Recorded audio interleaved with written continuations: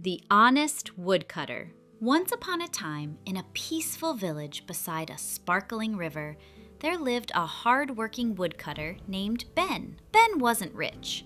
He didn't live in a grand castle. He didn't have a carriage made of gold. In fact, his most valuable possession was a simple iron axe. Every morning, Ben would wake up early, stretch his arms, and say, "Another beautiful day for chopping wood." Then he would head into the forest, humming cheerful little songs.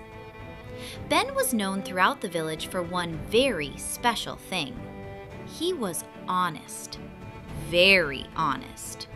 The kind of honest that would return a lost cookie even if it had chocolate chips. One sunny morning, Ben was working beside the river. Chop, chop, chop. His axe swung through the air. Everything was going perfectly. Until... swish! Slip! Plop! "Oh no!" Ben cried. His axe had slipped from his hands and fallen straight into the deep river. He rushed to the water's edge, but the river was dark and deep. The axe was gone. Ben sat down on a rock and sighed. My poor axe. Without it, I can't cut wood. And without wood, I can't earn money for food. He wasn't angry. He wasn't shouting. He was simply sad. Suddenly, the water began to sparkle. Tiny waves danced across the river. A bright light appeared, and out of the water rose a magical river fairy. She shimmered like sunlight on the water. "Why are you so sad, Woodcutter?" she asked kindly. Ben stood up quickly. "Oh, hello!" Then he remembered his manners. Good morning, your fairiness." The fairy giggled. "Your fairiness?" Ben shrugged. "I wasn't sure what to call you." The fairy laughed. "I'll accept it." Then she asked again, "Why are you sad?"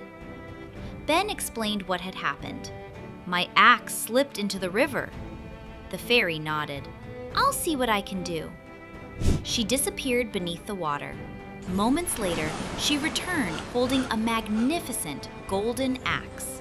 The axe sparkled so brightly that Ben almost needed sunglasses. "Is this your axe?" she asked. Ben's eyes widened. Wow! The axe was beautiful, but he shook his head. "No, that's not mine." The fairy smiled and disappeared underwater again. This time, she returned carrying a shining silver axe. It gleamed like moonlight. "Is this your axe?" Ben admired it. "That's a wonderful axe." Then he smiled. "But it isn't mine either."